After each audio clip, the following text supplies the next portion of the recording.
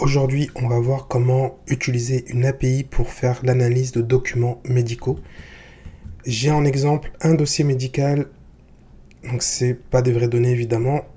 Donc ça concerne un patient, on a des antécédents, de la biométrie, un historique de consultation, des traitements qui sont pris par ce patient, un suivi médical avec des courriers sur plusieurs médecins. Donc ça ressemble à peu près à ce qu'on a en dossier médical.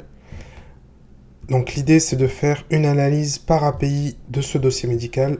Donc, la première chose qu'on peut faire c'est de tester l'API directement sur le web avec l'application. Donc je vais vous fournir le lien en commentaire. Donc ici vous pouvez mettre le lien du document et vous avez un prompt par défaut. Pour utiliser l'API, on va dans la documentation et il y a dans les exemples une documentation dédiée pour l'analyse de documents médicaux avec un petit message d'avertissement. Évidemment, si ça se fait dans une approche de soins, ça doit être évalué ou être fait en collaboration avec des médecins et vous pouvez également nous contacter si vous voulez l'implémenter vraiment en production.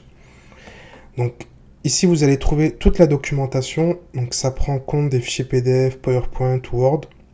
Si vous avez besoin d'autres fichiers, veuillez nous contacter.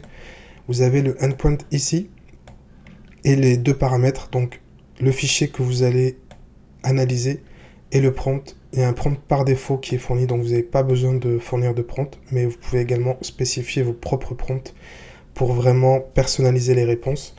Donc ce prompt générique, il fournit un résumé des évaluations de risques et des recommandations pratiques. Vous avez une requête curl ici que vous pouvez tester dans Postman. Donc ça crée une requête post et le body, on a un fichier, donc vous allez sélectionner votre fichier. Évidemment, ça va dépendre ensuite dans votre code comment vous allez effectuer l'upload de fichiers. Voici à quoi ça ressemble une réponse. Donc on a un code de 100 et le résultat est ici. Donc c'est un résultat texte. Vous pouvez également choisir d'avoir un résultat en JSON ou n'importe quel format que vous souhaitez, que ce soit du XML ou du HTML. Donc là on a une réponse complète qui dépend du prompt évidemment.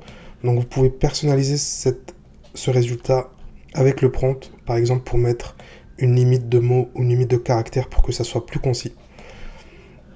Et ensuite, vous pouvez utiliser cet exemple avec n'importe quel langage de programmation, que ce soit C# ou Python ou Node.js.